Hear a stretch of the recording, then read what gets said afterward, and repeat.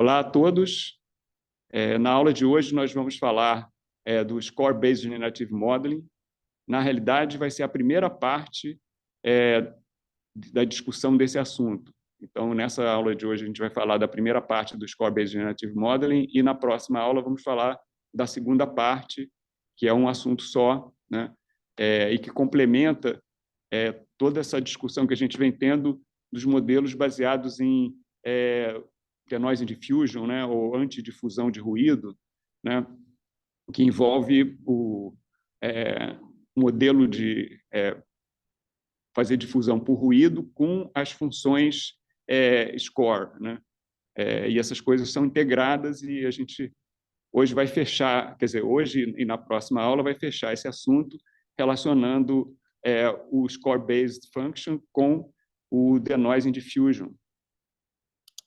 Então, a primeira coisa é mostrar que o fato da gente usar a score function, né, e ter esse modelo, né, o score-based generative modeling, ele permite a gente realizar todas as coisas desejáveis, né, de um bom modelo generativo, né, que são, né, você ter um modelo flexível que consegue representar bem os dados, né, é um modelo generativo que permite gerar dados de alta qualidade e, na verdade, um modelo generativo que modela bem, né, a distribuição de probabilidade dos dados e permite fazer de maneira acurada todos os queries e perguntas e estimativas probabilísticas que a gente gostaria de fazer com esse modelo, né, para poder fazer controles e outras coisas, né? Então, o que a gente vai fazer nessa aula, falar dessas duas primeiras partes, né, que é a parte da modelagem em si e a parte da geração. E só para adiantar, a gente vai ver que essa parte, né, que a gente vai discutir os modelos flexíveis, vai explicar como que a score function permite que você consiga treinar bem o modelo, né, baseado em princípios fundamentados da estatística, né? E daí você ter um modelo que modela bem a distribuição de probabilidade, né? E a gente vai ver que isso é mais ou menos equivalente àquele algoritmo que a gente viu na aula passada, né, que é a parte de treinamento do Denoise Diffusion Probabilistic Model, né? E depois a gente vai ver que na parte final dessa aula, né, na segunda parte, a gente vai ver como o score base junto com a injeção de ruído e o fluxo, né, retirando o ruído aos poucos, né, vai permitir que a gente tenha uma geração, né, de dados a partir, né, do modelo generativo, né, caracterizado por essa distribuição de probabilidade que foi estimada usando esse treinamento, vai permitir que a gente consiga ter uma amostragem de alta qualidade e uma amostragem controlável, né? Essa parte da amostragem controlável eu vou falar um pouco mais na próxima semana, quando a gente falar dos mecanismos, né, de geração condicionada, né? E outros mecanismos que vão permitir você fazer vários tipos de controle, né? Mas, assim, então, essencialmente, essa parte da Improved Generation, né, quer dizer, de gerar os dados de alta qualidade, a gente vai ver que se relaciona de maneira assim, direta, né, com a parte de amostragem do Denoise Diffusion Probabilistic Models, né? E aí, na próxima aula, né, a gente vai falar da questão, né, do modelo em si, e essa primeira parte que eu vou falar na aula de hoje, a gente vai ver a coisa assim do ponto de vista da modelagem dos algoritmos, né?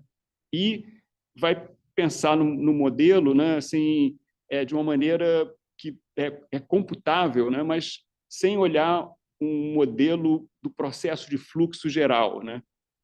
E a gente vai ver que a gente pode pensar, né, nesse modelo como sendo, né, uma equação diferencial estocástica, né? E é uma equação diferencial estocástica que está induzindo um fluxo, né? Então, aí, nesse sentido, né, o Score-Based Generative Models e o Denoise Diffusion Probabilistic Models, eles se relacionam com essas redes de fluxo, né?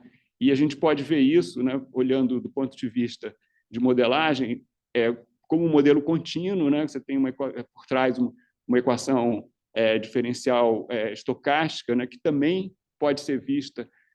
A gente pode tirar a parte, a estocasticidade, né, do modelo, e aí a gente tem uma equação diferencial, né?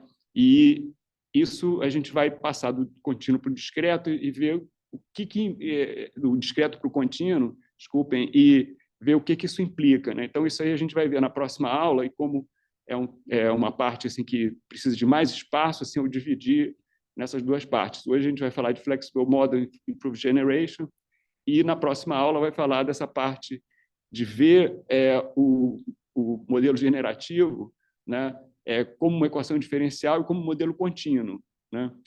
E isso, a gente vai ver que isso permite também fazer uma série de coisas, né, em termos do uso, né, desses métodos, né? Bom, então esse é mais ou menos o resumo do que a gente vai ver nessa semana, né, hoje e na próxima aula.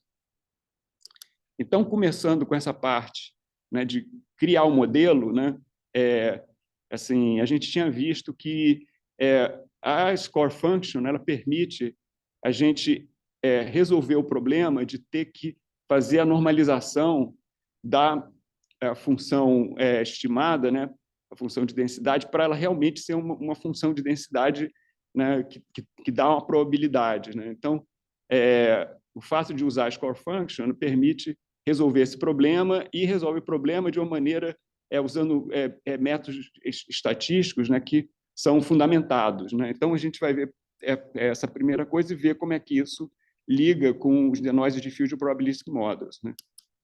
Então, a gente tinha visto, né, que, essencialmente, né, a Score Function ela né, o gradiente, né, da função de densidade, né? Na verdade, é o gradiente do logaritmo da função de densidade, né? E exatamente porque a gente está tirando o gradiente, né, você pega uma função que foi estimada, né, pela rede neural que foi treinada, né, e você vai primeiro garantir que ela é positiva, então toma a exponencial dela, né, então ela já tem a primeira coisa, que é uma função positiva, que já tem o primeiro requisito de ser uma função de densidade probabilística, né? E aí, para ser uma função de probabilidade, né, ela tem que integrar para 1, e a gente tem que dividir por esse zθ aqui, que seria a função de partição, né, ou a constante de normalização, né? Então, se a gente tira o gradiente do logaritmo de p, né, quer dizer, o e elevado a fθ de x, né, a gente vai essencialmente estar usando a score function, que ela vem dessa expansão, né? Você expandindo o gradiente do logaritmo de p de θ, né, você vai ter aqui o gradiente de fθ, né, menos o gradiente do log de zθ, né? Só que a constante de normalização ela é uma constante e o gradiente é igual a zero, então você pode ignorar esse termo. Então, o que você fica, na verdade, é exatamente com o gradiente de fθ, que é o score model. Então, aí a gente passa a chamar a score function de sθ, e, na verdade, era exatamente isso que era colocado lá, assim, meio magicamente, né, no denoise diffusion probabilistic model, né? E aí, o que a gente quer para estimar esse modelo na verdade, aprender a distribuição de probabilidade, né, e aprender através da score function, né? Então, inicialmente, o que você tem, né, é um conjunto de dados que vem de uma distribuição P de data que você não conhece, né, dados independentes, e você quer treinar essa distribuição, mas você não vai treinar ela diretamente, você vai, na verdade, treinar o gradiente dela, né, que seria a score function, né? E aí, exatamente, a score function vai ser, né, um gradiente vai ser um campo vetorial aqui, né, que essencialmente, se olhar, quer dizer, a gente pode interpretar ele como sendo, né, assim, as direções, né, de máxima variação, né, meio que atraindo, né, para pontos aqui onde você tem uma grande densidade né, dos dados, né? Então, você tem, assim, por exemplo, esses dados de treinamento, você pode imaginar aqui que você tem um cluster, né, no canto superior direito e um outro cluster no canto inferior esquerdo, né, com vários dados que foram usados no treinamento, e a função de densidade vai refletir isso, né? E o gradiente dessa função vai apontar na direção de maior crescimento, né, em direção a esses pontos de maior densidade, né? E esse campo vetorial. Aí a gente pode explorar isso exatamente tanto para treinar quanto para mostrar, o que a gente vai ver nessa aula, né? Então, é o que a gente faz, né? Quer dizer, mas é o ponto todo, antes de passar para o próximo slide, é que se a gente quiser treinar diretamente, né, essa função de densidade, né, usando a score function, a partir só dos dados, isso tem uma série de problemas técnicos que eu não vou discutir aqui mais e que, na verdade, está relacionado com os usos anteriores da score function. Só que, quando a gente imagina que, se a gente quer realmente fazer um bom treinamento a partir da score function, a gente vai ter que inserir um ruído, né? Então, isso foi a sacada que junta o score function com o denoise diffuse probabilistic models. Quer dizer, a ideia é assim, se você perturbar um pouco, né, esse campo vetorial, score function, né, com ruído, né, um ruído gaussiano, né, pequeno, né, então você vai ter a sua score function e a função que você quer modelar aqui, né, que seria, né, o gradiente da distribuição de probabilidade, né, vão ficar muito parecidas umas com as outras, porque você perturbou só um pouquinho com o ruído gaussiano, e o ruído gaussiano se conhece muito bem. Isso foi o que a gente viu na aula passada, né? Porque esse Q de sigma aqui, né, ele está pegando os dados, né, o X, né, e fazendo uma perturbação com ruído gaussiano para dar esse X-til, né? E isso aqui, na verdade, é um filtro gaussiano, é uma convolução com o núcleo gaussiano, que vai fazer uma difusão, né? E aí o que você quer, na realidade, aprender é exatamente essa função que vai refletir o dado que foi perturbado, né?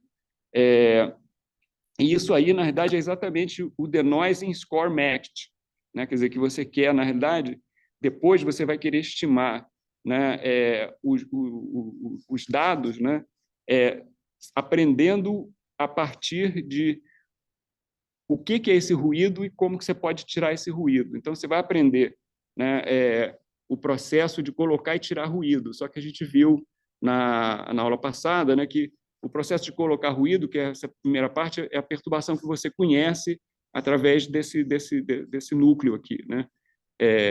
E aí você vai treinar, né, os dados com mais ou menos ruído para poder inverter esse processo, né? Então, com isso, quer dizer, essencialmente, o denoise score matching, né, é equivalente àquele algoritmo que a gente viu, né, de treinamento no denoise diffuse probabilistic model. Quer dizer, que essencialmente você vai fazer amostrar um mini batch de pontos que não tem ruído, né, que vem dos dados, né, a mostrar um mini batch de pontos perturbados, né, que essencialmente você vai pegar esses dados que estão perturbados e que não estão perturbados e aplicar, né, o núcleo gaussiano aqui, né, quer dizer, e aí você vai ter exatamente esses pares aqui, né, e você tem essa função que é o núcleo gaussiano, né, que a gente quer aprender, né, e a gente sabe como foi colocado o ruído, a gente quer agora saber como a gente vai tirar o ruído, né? Então, a gente vai treinar essa expressão aqui, né, usando o treinamento, né, com os dados empíricos, né, a partir dos dados que você conhece, né, e o modelo que você conhece de ter colocado o ruído, você vai treinar, né, para a score function aqui aprender, né, o quanto de ruído foi colocado aqui que você conhece, mas ela vai incorporar isso, né?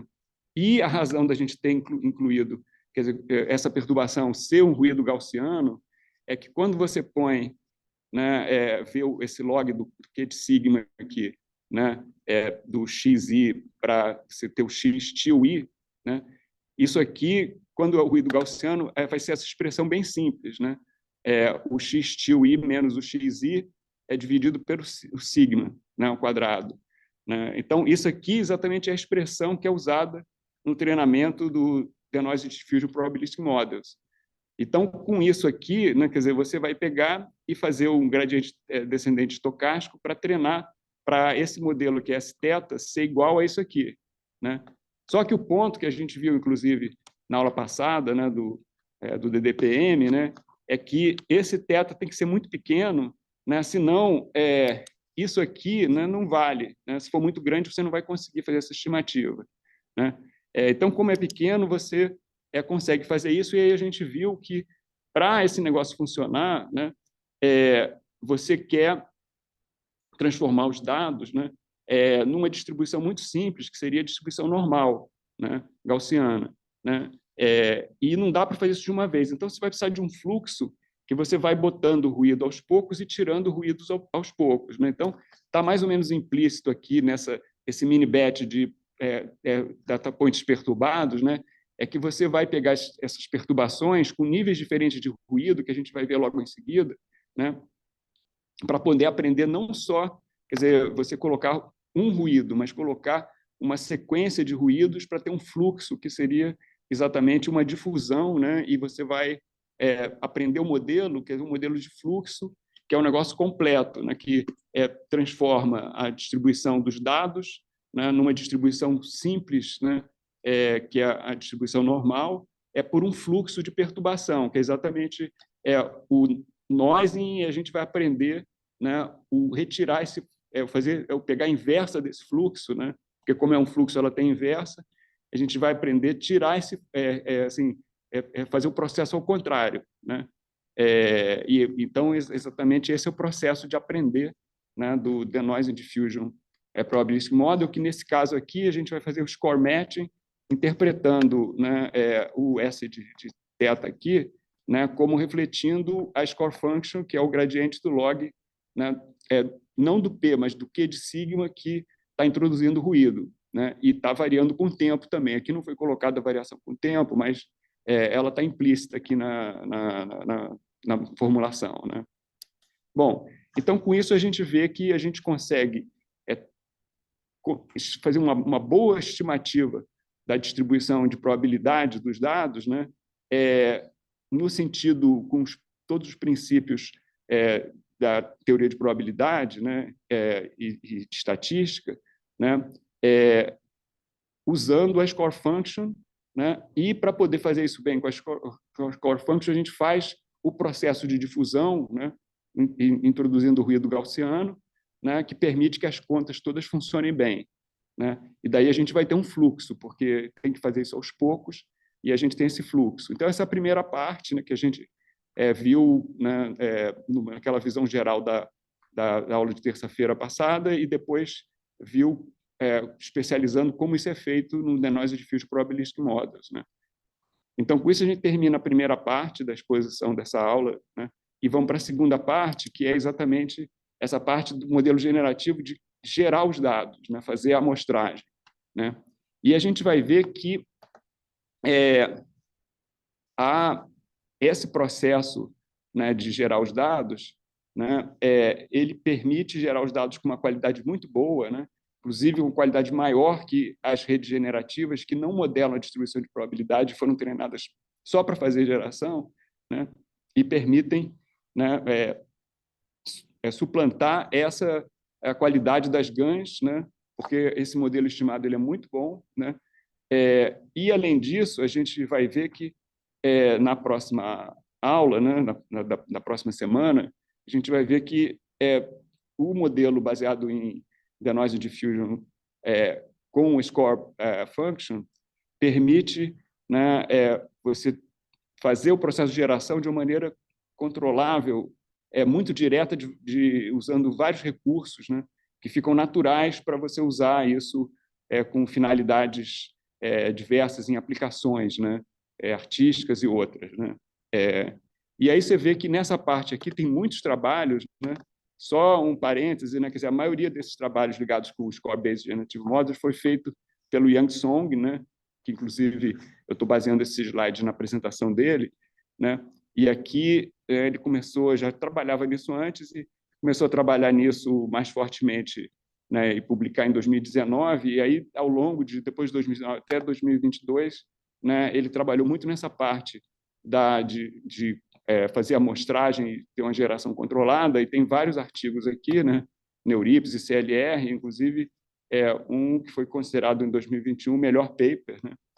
E depois isso continuou com a parte que a gente vai ver na próxima aula, que é interpretar isso como no contínuo, né? Como uma equação diferencial, né? Bom, então agora a gente passaria para ver essa parte da geração com qualidade, né? Relacionar isso com o aprendizado também, e notando também que, quer dizer, para você fazer geração, fazer amostragem, você vai precisar fazer amostragem, né? Durante o treinamento também, né? Então, essas coisas estão todas integradas, né? Então, vamos passar para essa parte e aí ver o seguinte, quer dizer, como a gente tinha falado, você quer amostrar usando as core functions, né? Então, você tem, né, os dados originais aqui, né? E você vai aprender, como a gente viu antes, para estimar as core functions, né? E agora você quer fazer uma amostragem a partir da score function. Você não tem a função de densidade, você tem score function, né? Mas a gente viu que, assim, se você tem um gradiente de uma função, né, essencialmente você tem aquela função, né? Então, em princípio, você podia pensar, poxa, tranquilo, né? Integra esse gradiente, né? E amostra, né? Mas não é bem assim, né?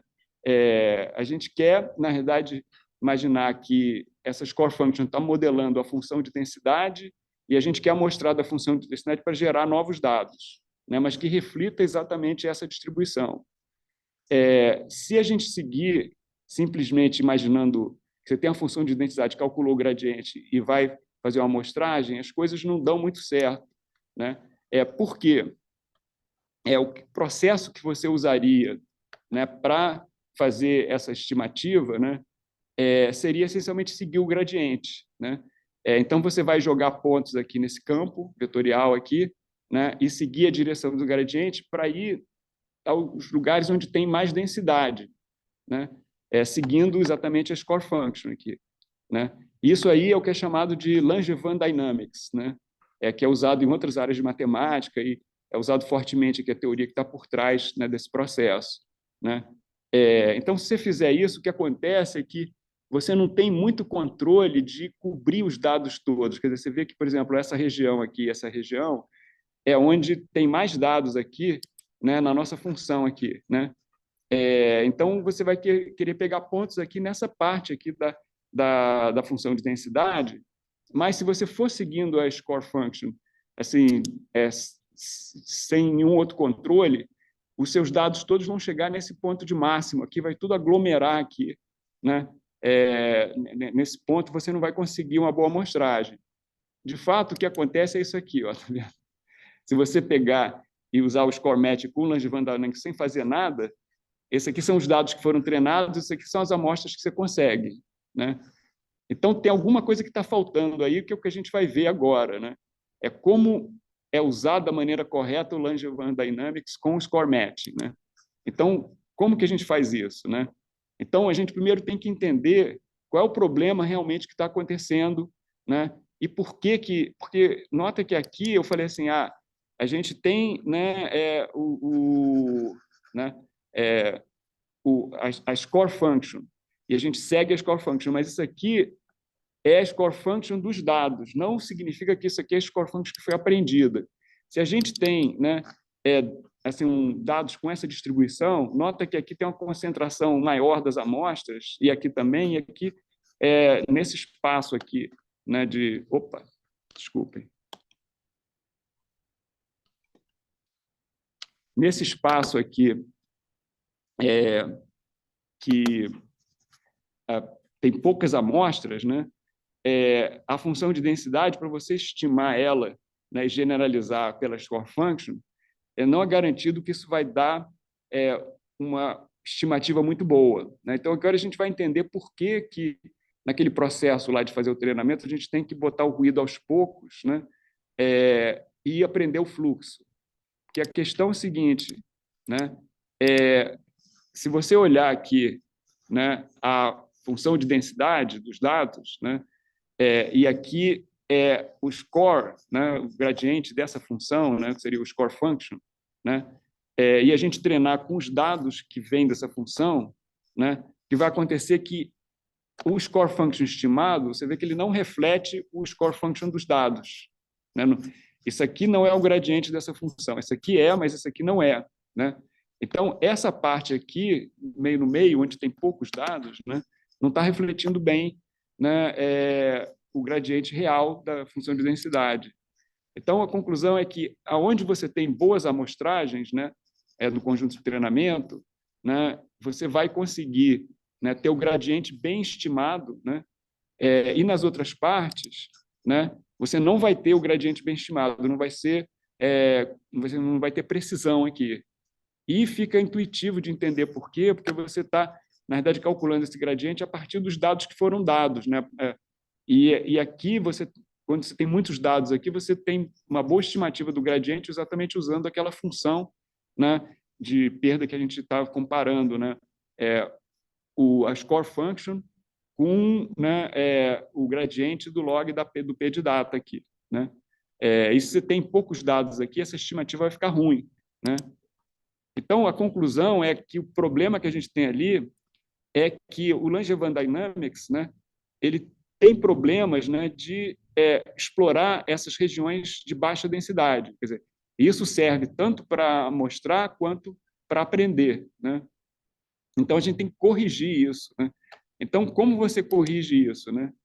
A ideia é colocar ruído. Então, essa ideia de colocar aquilo que eu falei antes, que assim, você, para poder calcular a score function de maneira efetiva, né, que reflita os dados, você tem que colocar ruído, por essa razão, né? E aí a ideia é que você vai colocar ruído, né, fazer uma difusão, né? Então aqui a gente fez uma difusão da função de densidade, colocando o ruído gaussiano, né? E aí com essa difusão, né, os dados eles ocupam melhor, né, o espaço, né, de distribuições, da distribuição de probabilidade. Então, que a gente, aí com isso a gente tem o gradiente deles são esses score dos dados perturbados com ruído. E aí, se você for ver, usando o algoritmo de aprendizado de treinamento com a score function, o score function estimada, ela é muito parecida com essa, foi uma boa estimativa, né? Então, colocar ruído é essencial para você poder aprender bem a score function, né, e poder amostrar dela, né? Então, essencialmente, você tem os dados, no caso aqui, em uma imagem, colocou ruído na imagem, e aí você tem uma estimativa com acurácia, né, da função de densidade dos dados reais, né? Quer dizer, você tem uma estimativa do gradiente, né, com acurácia do gradiente da função de densidade dos dados reais perturbados, né? Não são os dados reais originais, né, que a gente viu que não consegue. Então, falta mais uma coisa aí, né, que a primeira questão é que, assim, quando a gente coloca ruído, né, e colocando muito ruído, a gente preenche bastante bem, né, todo o domínio lá da função de distribuição de probabilidade, né? Então, aí a gente, colocando esse ruído, a gente consegue exatamente calcular o gradiente, ter a informação direcional para poder fazer a amostragem, né?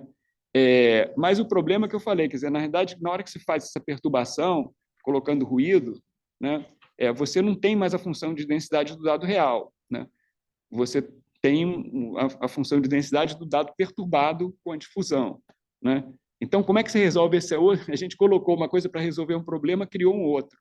Então, agora a gente tem que resolver esse segundo problema, que aí é que entra o fluxo, né? Então, o que a gente vai fazer? A gente vai, na verdade, fazer um scheduling, né? Uma sequência de colocar ruído aos pouquinhos, né? Então, porque a gente viu que você tem que colocar pouco ruído para poder fazer a estimativa. Se botar muito ruído, você não consegue fazer as contas. Então, então você imagina, eu vou colocando ruído aos poucos, então eu tenho, né, aquela P de sigma 1, P de sigma 2, Q de sigma, Q de sigma 1, Q de sigma 2, Q de sigma 3, vou botando ruído gradativamente, vai chegar num ponto que eu tenho tanto ruído que essa distribuição virou uma distribuição normal, né?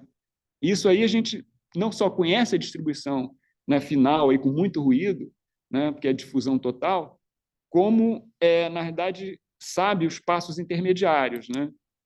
Então é isso, quer dizer, a gente vai ter assim, né,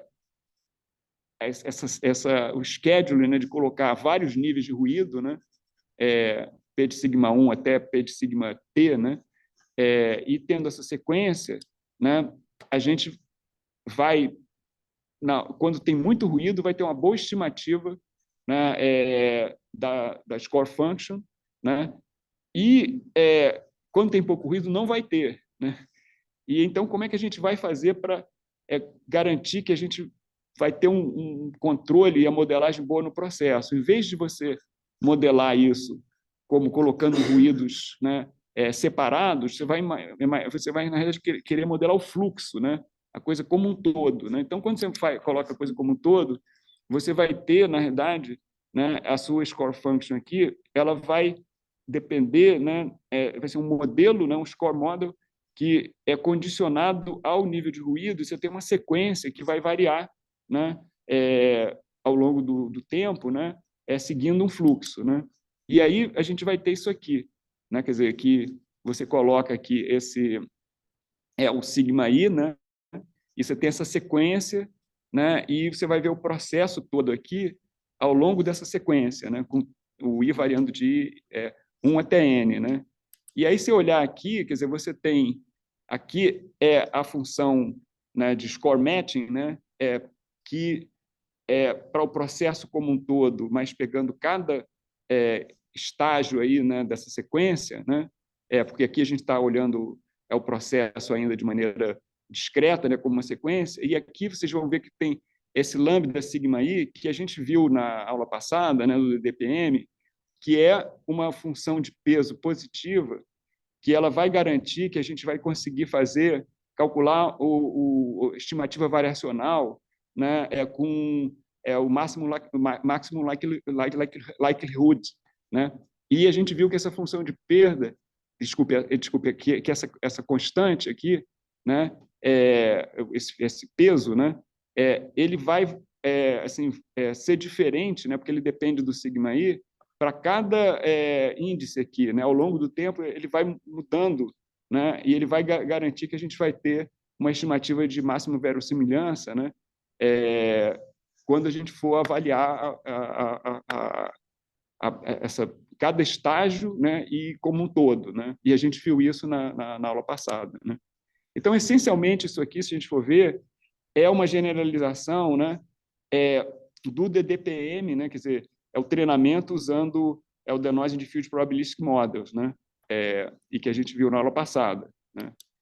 E aí, com isso, a gente tem exatamente assim, uma maneira de ter o modelo todo de maneira acurada, porque a gente está olhando o processo como um todo, olhando o fluxo, a gente começa nessa parte aqui, que tem uma difusão muito grande, e a gente tem uma estimativa muito boa do campo gradiente, né?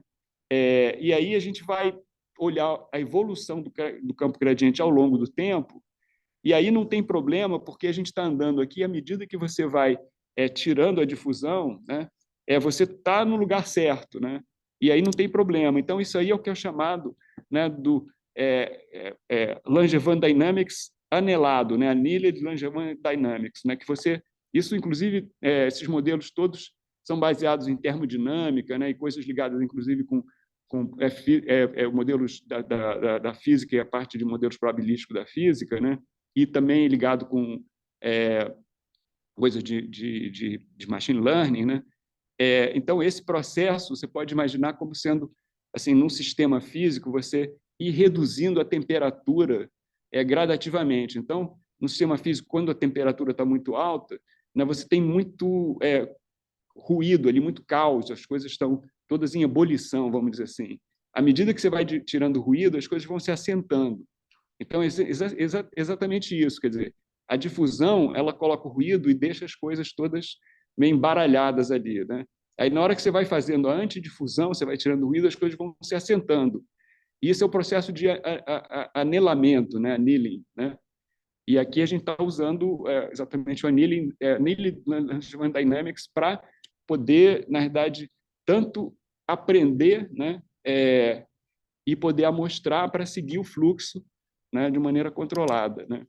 Então, essencialmente é isso, quer dizer, a conclusão aqui, né, que a gente na hora que a gente segue esse ruído, o score function, que a gente botou ruído ao longo do tempo e faz isso na sequência, né, a gente vai ter a garantia de que a amostragem é correta e a amostragem da score function que foi também estimada de maneira correta por essas razões todas que a gente viu aqui, né? Então, essencialmente isso leva o Langevin Dynamic Sampling, que essencialmente isso aqui essencialmente aquele algoritmo de amostragem do DDPM, né? Que essencialmente você vai, né, para você gerar os dados, quer dizer, você vai inicializar, né, aqui, né, no ruído, um ponto inicial, né, esse x0, que é a amostragem da distribuição normal, né, do ruído gaussiano, que é a difusão total, né? E aí você vai usando só o score function aqui, né? Você vai mostrar do P nessa sequência aqui. Então, você pega e assim, você começa com o xt, né? E vai predizer, né? O xt. Aqui está um pouco invertido, né? Porque a gente está do -1 para o xt-1 para o xt, mas é só trocar aqui, começar no t e ir para o 1, né? Aqui nesse algoritmo está começando do 1 e vai para o t, mas essencialmente a gente está voltando aqui. Então a gente sai do ruído gaussiano, né? No DDPM a gente botou um índice ao contrário, mas é a mesma coisa, né? Então aqui a gente vai sair, né? No caso, né, do xt para o xt-1 para voltar para o x0, e aqui esse aqui seria o xt, né? T maiúsculo, né? Então, você vai pegar aqui, vai gerar, quer dizer, vai usar, quer dizer, você estimou a score function, né? E você tem um ruído também que você acrescenta ali, que a gente viu, né? Que no final lá, que você pode imaginar que tem um outro ruído que é a variância aqui, né? Então, você tem essa parte aqui que é o drift, essa parte aqui que é a variância, e daí você vai pegar o ponto inicial, né? E desse ponto inicial vai seguir a score function, seguindo o drift, colocando uma pequena variância, porque é o modelo probabilístico com difusão gaussiana. E quando assim você vai, né, voltando no processo, né, você vai chegar nos dados e, assim, se for olhar isso, né, em geral, né, que tanto para você usar isso para aprender, né, que você está aprendendo a partir dos dados na sequência de ruído, quanto na volta, né, você está aprendendo o modelo completo do fluxo, né? E aí o Langevin Dynamics, essencialmente, ele consegue fazer score estimation, né? Que a gente conhece o processo de colocar o ruído, e consegue fazer o sampling, né? Porque a gente tem o fluxo e vai seguindo o fluxo ao contrário, usando o Langevin Dynamics com esse annealing, né? E aí, com isso, a gente tem um modelo generativo muito bom, né? Que consegue amostras muito boas, né? Então, aqui são alguns exemplos, né? Esse aqui é o MNIST, e aqui um dado de faces, esse aqui acho que é o CIFAR, né? E isso aqui são os dados do primeiro paper do Yang Song, né? Que é de 2019, né? E nesses papers, né? Ele comparando os dados com a mesma qualidade e tal, com a mesma resolução, né? Ele conseguiu resultados superiores, né, usando o score inception, que seria um score perceptual, né, de todos os modelos que eram estado da arte naquela época, né? A gente viu aqui no curso, né, o Progressive GANs, o SN GANs, né, o WGAN, né, o Pixel CNN, todos esses que a gente viu, né, esse modelo, né, baseado no score function, com essas coisas que a gente discutiu, assim, superior, né? E depois, na continuação do processo, quer dizer, a gente vai ver que isso aí realmente superou, né, as GANs, né, nesse conjunto de dados do CIFAR, né, usando o Score Inception, e em outros conjuntos de dados, né? Então, aqui tem alguns exemplos, né, de geração de imagens em alta resolução, né, de vários tipos de dados aqui, né, de faces, né, de cenas externas, de cenas internas, e geração de alta fidelidade com alta resolução, né? Então, aqui são modelos, né, de faces, né, que poderiam ser lá do Celeb-A, né, o HQ, né, que são imagens de 1024 por 24 com uma qualidade superior ao StyleGAN e outras, né? Então, com isso, a gente viu que, nesse sentido, né, os modelos generativos usando, né, o Denoising Diffusion com o Score Based, né, eles conseguem essas duas coisas, né? E agora, na próxima aula, a gente vai ver como interpretar isso, né, essa sequência aí, como um fluxo discreto, transformar esse fluxo discreto num fluxo contínuo, né, e ver esse fluxo contínuo como uma equação diferencial, né? E aí ver como isso pode ser usado para vários tipos de controle, né? Então, a gente vai ver isso na próxima aula. Então, a continuação será na próxima aula. Eu vou aqui descompartilhar e depois eu vou desligar a gravação.